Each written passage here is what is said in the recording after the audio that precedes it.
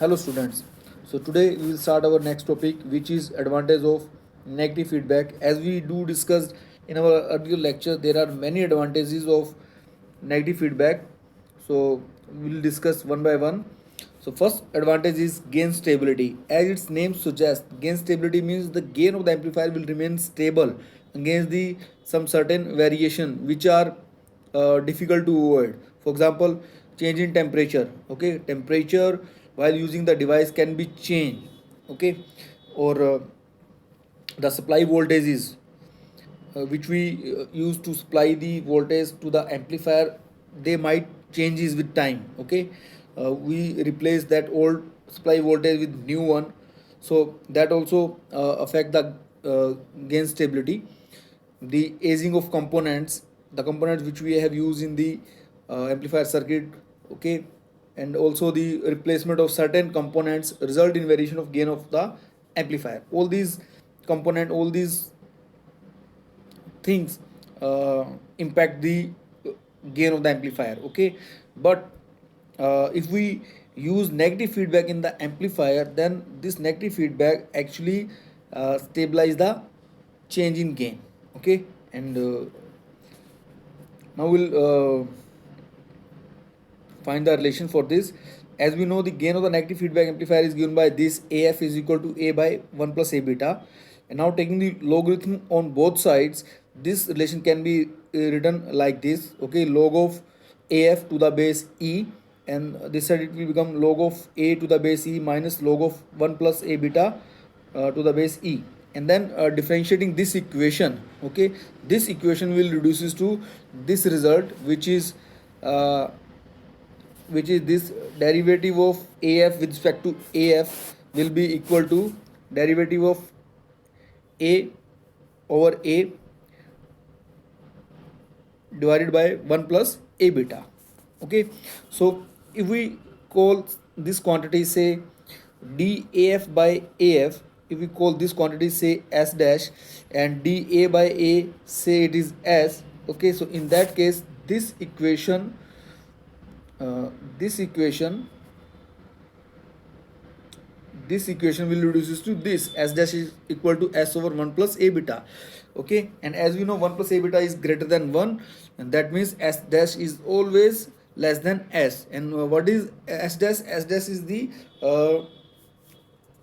is the fractional change in the voltage gain of the amplifier with feedback. Okay, and S is the fractional change in the gain of the amplifier without any feedback. So the fractional change with feedback is less than the fractional change without feedback. Okay, so that means the gain is stabilized with negative feedback. Okay, there will be less change in gain with the negative feedback. Okay, so this is the first advantage of negative feedback. Second thing we'll discuss is reduction in distortion. Sometimes we know in the output voltage there are some distortion. Okay, some distort signal is also there. Okay, but if we use the negative feedback uh, in the amplifier, so in that case that distortion will also gets diminish or minimize. Okay, so when the amplitude of input signal is very large, the amplifier operate in the non-linear region of the characteristics curve, and due to this the output contains harmonic distortion components. Okay, and let d be the harmonic distortion voltage generated within the amplifier, and it changes to d dash when a negative feedback is applied. Okay, without feedback it is say d, and with feedback it becomes d dash. Okay, and let us assume that the fraction of the output distortion voltage with feedback in input is beta time d dash. Okay, and then this will become as d dash. We have assumed that d dash is equal to x time d. Okay, so that the fraction of the output distortion voltage which is feedback to the input, it will become beta time d dash or bxd if we replace d dash with xd. Okay, on amplification it will becomes a beta xd. Okay, because a is the gain of the amplifier, so it will become a times, and due to the negative feedback it appears in antiphase with the distortion d. Okay, because we have used that in general we use common emitter amplifier, and in common emitter we know phase will get changed by 180 degree, so it will be in antiphase with D. Okay, so in that case the net distortion after using negative feedback will be this value, which is D dash will be this value, D minus A beta XD. Okay, and why this minus? Because this we have given in antiphase. Okay, so as D dash we have considered D dash is XD, so replace that, so this will become this, and now simplify this equation, we will get this result, which is this, the D dash will be this value, which is x times D, and which is D over 1 plus A beta. Okay, and here again, as we know, this 1 plus A beta is greater than 1, so that means D dash is less than D. Okay, so here again we have proved that with the use of negative feedback, the distortion is decreased by the factor of 1 plus A beta. Okay, so this is again a very good advantage of negative feedback. Okay, then we have another advantage, which is reduction in noise. Sometimes we also know the in the output there is some noise. Okay, the voltage signal which we want in output is not smooth enough, there are some noises in the output. Okay, and those noises also can be reduced with this negative feedback. Okay, just see how it will get reduced. Say, let us consider Vn is the noise voltage at the input without any feedback. Okay, and then Vno is the again noise voltage in output without feedback. Okay, both these voltages, Vn is at input, noise voltage at input without any feedback, and Vno is the noise voltage in output without feedback. Okay, and as we know, if A is the gain of the amplifier, so in that case Vno has to be A times Vn. Okay, and then also consider Vno dash. Vno dash is the noise voltage in the output with negative feedback. Okay, and when negative feedback is applied to the then the effective input with feedback will be this, the Vn dash. Okay, Vn dash will be Vn minus beta times Vno dash. Okay, because beta times Vno dash from output appears at the input in the opposite phase. Okay, Vn we know is the noise voltage at the input. Okay, then the output noise we feed into the input in antiphase and also beta times. Okay, so this equation will become this thing, the Vn dash will become Vn minus beta times Vno dash. Okay, and the noise voltage in output can be expressed as Vno dash. Okay, noise voltage output will be Vno dash, which has to be A times Vn dash. Okay, and now substitute that Vn in this equation, it will becomes A times Vn minus beta No dash. Okay, and then simplify this, and after simplification again we will get this result, which is Vno dash is nothing but Vno over 1 plus A beta. Okay, and what is that Vno dash? Vno dash is the noise voltage in output with feedback, which is equal to Vno over 1 plus A beta, where Vno is what? Vno is the noise voltage in output without feedback. Okay, so here again, as we know, 1 plus A beta is greater than 1, so that means Vno dash is less than Vno. Okay, so here again we have seen the noise is reduced by a factor of 1 plus A beta when the negative feedback is employed. Okay, then we come to a very important application of this negative feedback, which is the bandwidth is increased. Okay, as I told you in our last lecture also, this bandwidth of the amplifier is very important. What do we want? In the maximum frequency range, we want the frequency, we want the gain of the amplifier has to be stable. Okay, in maximum frequency range. Okay, and that frequency range is can be increased by using this negative feedback. उसको हम अभी discuss करेंगे. Okay, if you remember that bandwidth curve, then we have stable gain in a mid frequency range. Then at lower frequency as well as the higher frequency, that gain uh, goes down. Okay, so the reason at which that gain will remain constant, that reason can be extended with the uh, use of this negative feedback. Okay, so that we will study now.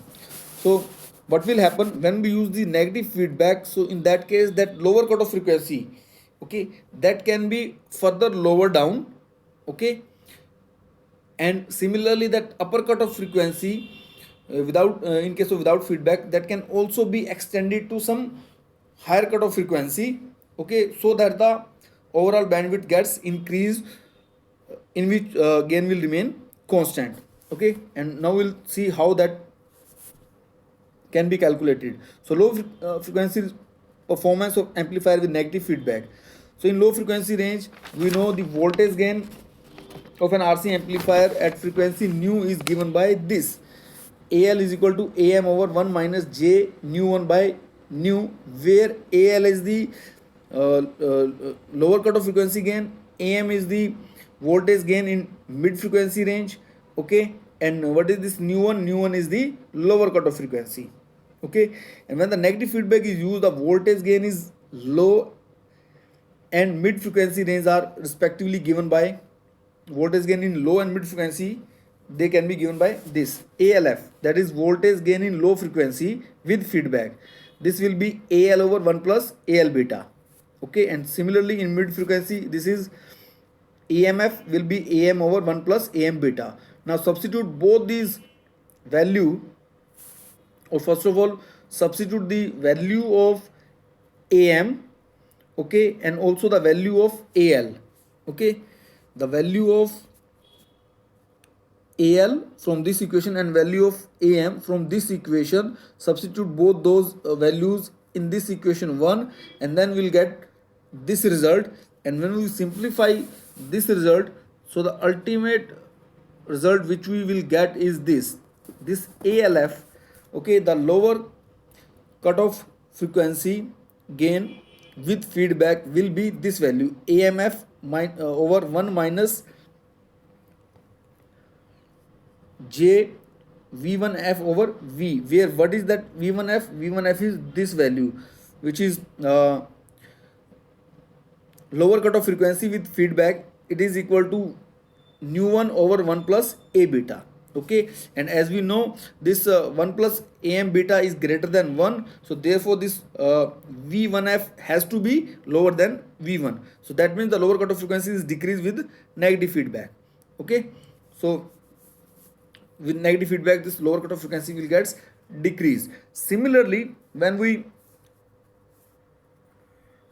calculate this upper cutoff frequency, okay, so the upper cutoff frequency also, you will see here again this the relation between gain at higher cutoff frequency and gain at mid frequency range is related by this relation. Okay, which is this one: AH is equal to AM over 1 minus J nu by nu 2, where nu 2 is the higher cutoff frequency. Okay, and this also, here also we can write this relation. The relation between that higher cutoff frequency with feedback will be given by this AHF will be this value. Okay, the AHF value will be this value, which is AH over 1 plus AH beta. Okay, and again substitute this result in this equation. Okay, so what we will get, this AHF will be this value AM over this, by substituting this result in this equation and simplifying the result. Okay, so ultimately we'll get this relation, which is this AHF, this AHF is equal to this result, okay, which is AMF over 1 minus j nu over nu to f, where this nu to f is equal to this nu to f. If you see this relation, the nu to f is this nu 2 into 1 plus am beta. That means, as again we know, this 1 plus a beta is greater than 1, okay, is greater than 1. So this is greater than 1, so that means this nu to f is greater than nu 2. That means the higher cutoff frequency with feedback will be at higher frequency than the higher cutoff frequency without feedback. Okay, so now what will happen, we have lowered the lower cutoff frequency and higher the higher cutoff frequency. So in that case, what will happen, so we have just seen with negative feedback the lower cutoff frequencies get further lower down, and there is an increase in the higher cutoff frequency, so the bandwidth is increased by the use of negative feedback. Also we should note that with negative feedback the gain of the amplifier gets decreased by the factor, by the same factor 1 plus a beta. Okay, so the overall the bandwidth is increased by the same factor and gain will get decreased by the same factor. So the product of gain and the bandwidth without feedback and with negative feedback will remains the same. Okay, and the variation will be look like this. See this figure. Okay, so this above figure, this one is the bandwidth curve for an amplifier without any feedback. Okay, and these are the corresponding frequency nu 1 and nu 2. This is the lower cutoff frequency and this is the higher cutoff frequency. Okay, when we apply the negative feedback, in that case, first of all, this gain which was this much, it will get reduced. Okay, so this gain will get reduced. Okay, so this maximum gain will come at this value. Okay, and also, but with this negative feedback, what will happen, this frequency, the lower frequency which was nu 1, this will reduce to nu 1 f. Similarly the nu 2 will changes to nu 2 f. Okay, so the overall this bandwidth at which the gain will remain constant, okay, that will get extended. So with the help of negative feedback we can actually manipulate this bandwidth, okay, over which the gain will remain constant or gain will remain stable. Okay, so these are the 4 important applications which we discussed today regarding the negative feedback. There are 2 more applications. One is modification of input impedance and other is modification in output impedance. Okay, so those 2 will discuss in our next lecture. Thank you.